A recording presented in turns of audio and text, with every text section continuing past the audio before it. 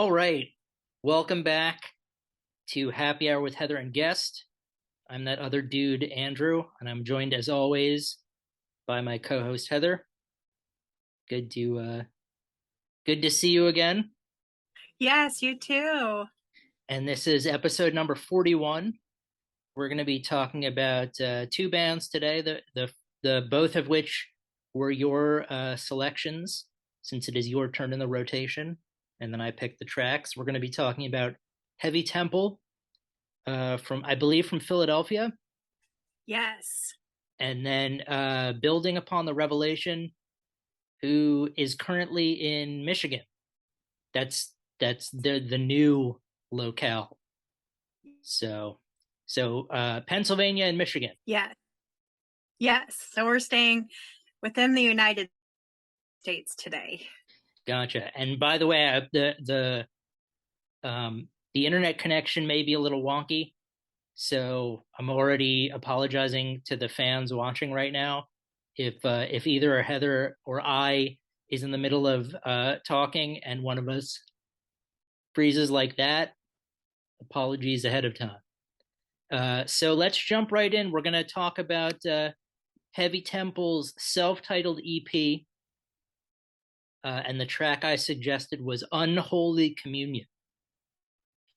Yeah, I especially like doom that has heavy psychedelic features or psychedelic doom. This also has hypnotic vocals, which adds to the feel. It has the low tone or down tuning, and the atmospheric feel of heavy psych. Really incredible. And this is at least 8 years old, which blows my mind and gets me really excited for their next releases. This is their first release, and what are we in for next? It's going to be amazing. Absolutely. I wrote that Unholy Communion, it's like a juggernaut. It just starts out like immediately crushing everything in its path. And then you go into sort of a space swim. That was the only thing I could think of, like just floating in space. Um, and then I wrote, it's like letting the jam emerge from the subconscious. It was like they were constructing this eloquent jam, just I imagine like a whiz, like in Fantasia or something with the brooms when Mickey's the wizard, and the wizard is just sort of like casting his arms and the brooms are all cleaning up. That's what it felt like. And then I wrote a side head nod like a champ. And this is where I recognized for this song in particular, it didn't happen so much later, but the vocalist had sort of like a Grace Slick type of delivery from Jefferson Airplane. Uh, and then during the chorus, there was some snap to the side head nod, like when you towel whip someone, and then the song dissolves and it slows down and it becomes surreal, and then it returns. So I liked how they sort of played with the structure of the song. But great way to kick things off. Next up was, I believe it's pronounced Chasset. Um, and the first track was called Ursa Machina or Machina, Ursa Machina. Yeah. And this came out in 2017. And how can you not love music that's based around Stephen King's Dark Tower series? This has so much buzz and absolutely stellar vocals. The middle part of the song reminds me of the greatest blues songs. And I really noticed the drums and then the bass as the song went on. I saw buzz so hot you can fry your bang over breakfast, and vocals so full of soul they'll break your heart. Would you mind repeating the first thing you said? Because I didn't catch that before the bangers. Um, how can you love? How can you not love music based around Stephen King's Dark Tower series? Right, and then right after that. much fuzz and absolutely stellar vocals. Awesome. Uh, Okay, yeah. The yeah. unfortunately the connection was a little muddled. So, Okay. um Uh, yeah, and it also the middle part of the song reminded me of some really great blue. right. That part I got. Um although you've unfortunately you froze Okay. a little bit just now, but that, I think we're just going to have to roll with the punches today. Yeah. I I don't know what the heck is wrong with my I don't need it. internet. I It's know. yeah, it might not be it could be mine. I mean, who knows? But Yeah. yeah, I did not. I've read a bunch of Stephen King in my time. I think I started reading The Dark Tower, the first book, and I never got through the whole series. I don't even think I finished The Dark Tower, the Gunslinger. Um, so I didn't catch that this was a Stephen King reference. What I did say was I called this spacey stoner blues, and I said I feel like this song would be playing out on a dusty plain somewhere. Perhaps this is where I got the gunslinger motif.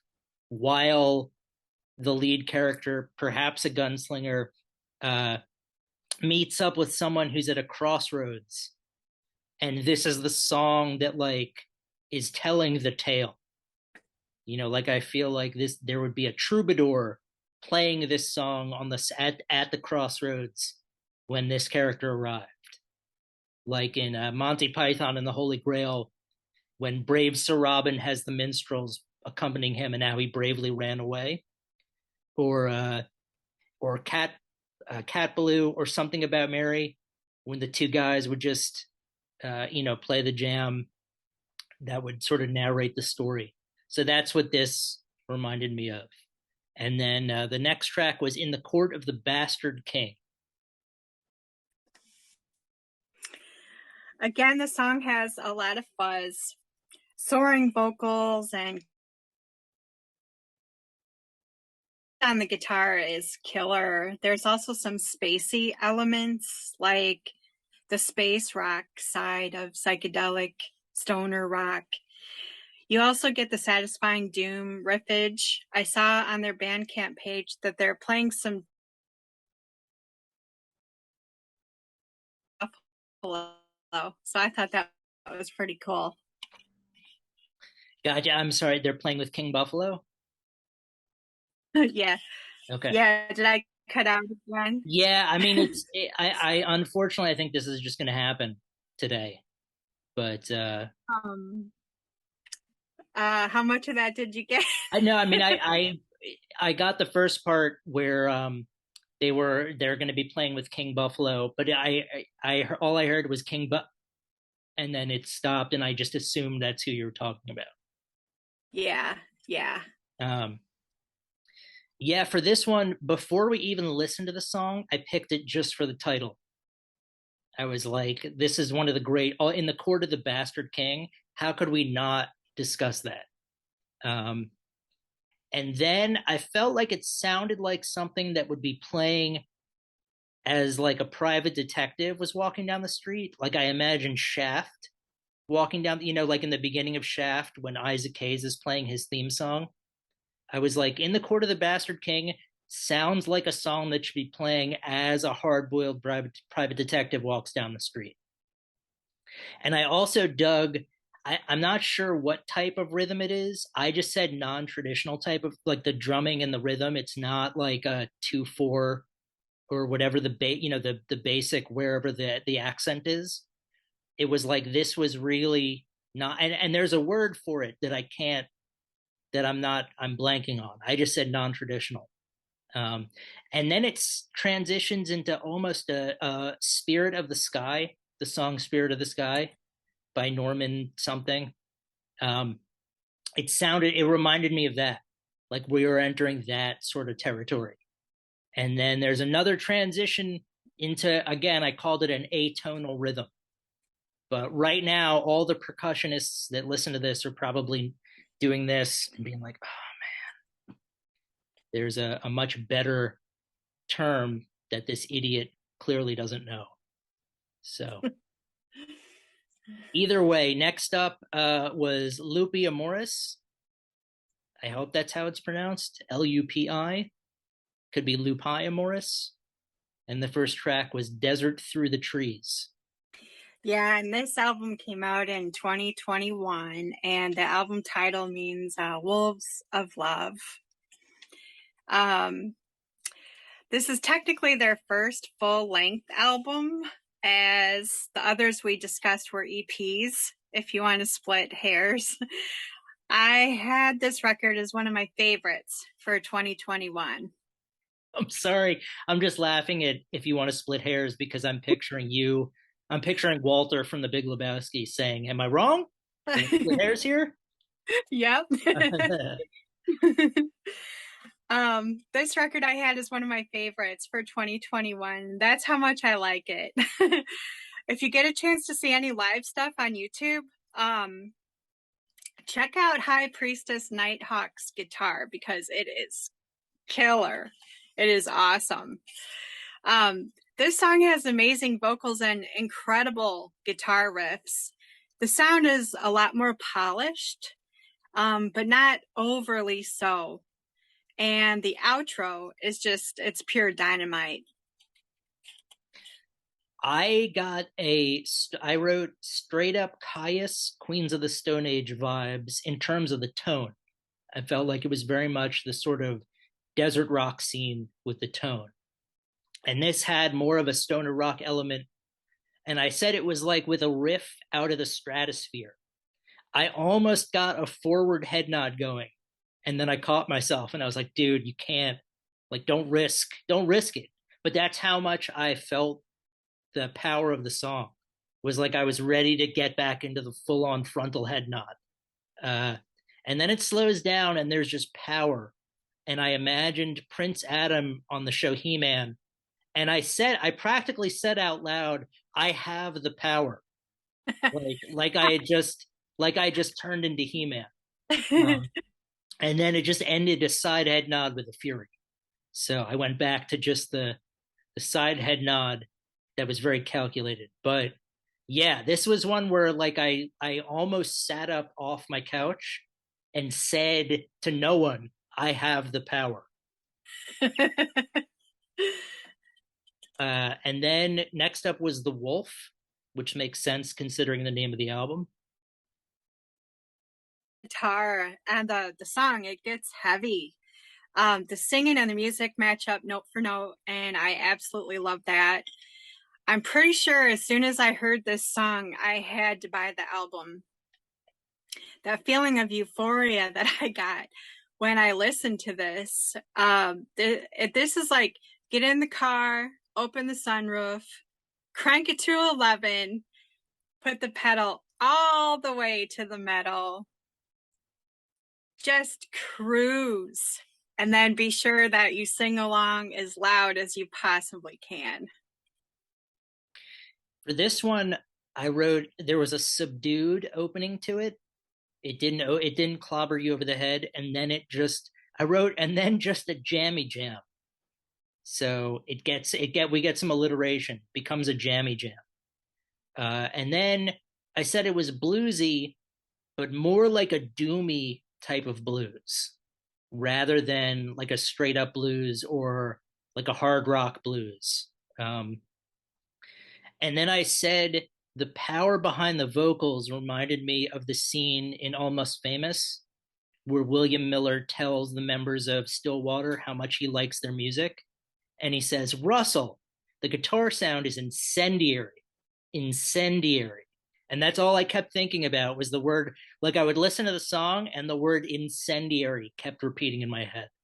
So yeah, this was a great track. And then we ended with Isabella, and then in parentheses, with unrelenting fangs. Can you say that again? I said we ended with Isabella with unrelenting fangs in parentheses. Yes. Yeah, this song has such a cool groove. Heavy, heavy guitars. The drumming sequence about 3/4 of the way through is so amazing. And with the tone of the guitar, it sounds powerful. One thing I really like is the vocals are so beautiful and amazing, but they don't overpower the music, even though they easily could.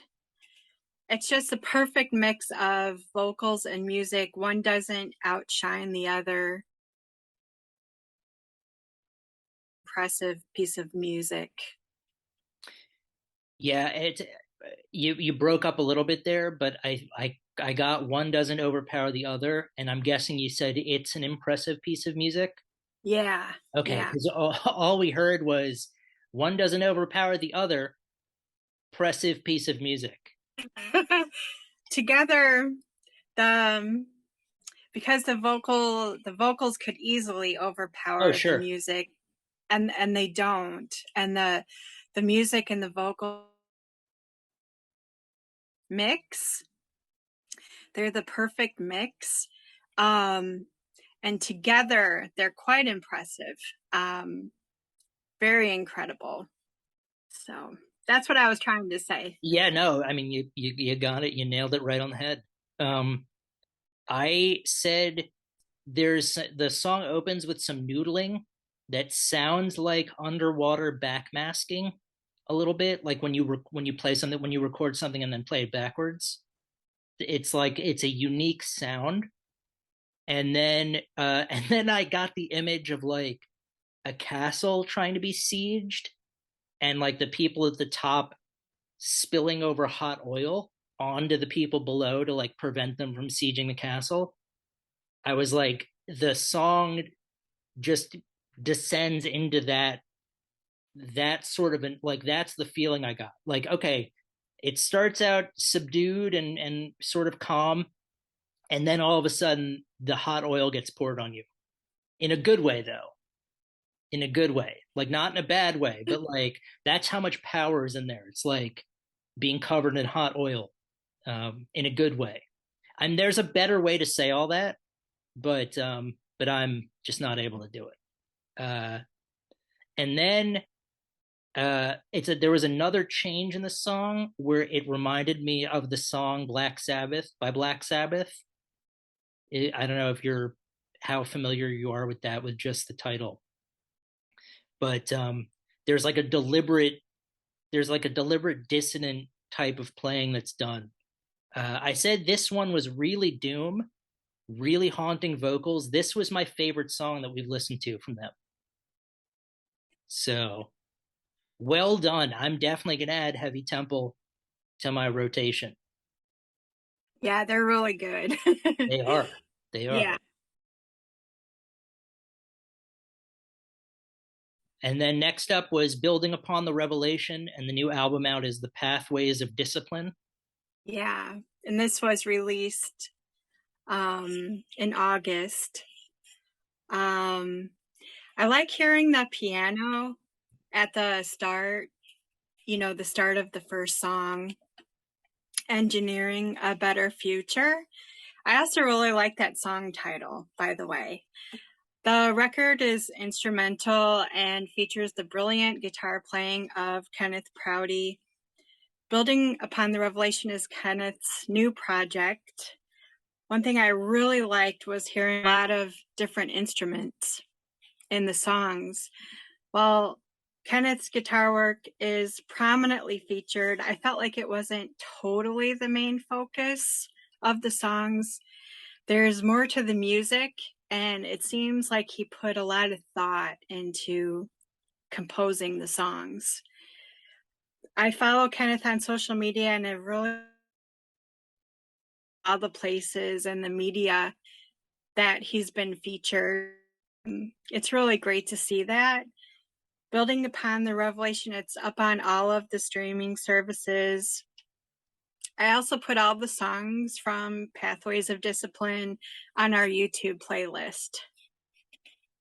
Yeah, one thing I like, so the music is essentially progressive instrumental metal. Um, but one thing I've noticed, and Kenneth's got a prolific, I mean, he puts out albums pretty frequently, and I really enjoy how he's sort of the mastermind behind all of it. Like I think he plays all the instruments. He promotes it himself. He plays, he like everything. He's got his fingers in all the pies. Um, but the one thing that I really dug is that none of the albums sound the same. Like it's all him and it's all the same type of music, but like this album felt the most like it was epic and operatic with regard to like themes and sound, whereas some of his other stuff is more electronic or more more industrial. Like there are different elements to it. This one I felt was like, again, the most epic. um my favorite track was The Discipline. Just personally, that was my favorite. And then it was funny because when I used to do a Fistful of Faithful, if I would have my mother on as a guest and I would play metal music for her, sometimes she would say, "This sounds like the theme song from the Nintendo game Metroid," because that became like the running joke. Um, so it was interesting because there was actually an element of the song Dark Current where I was like, "Oh, this actually does remind me of Metroid." So it was like an interesting. I had a moment.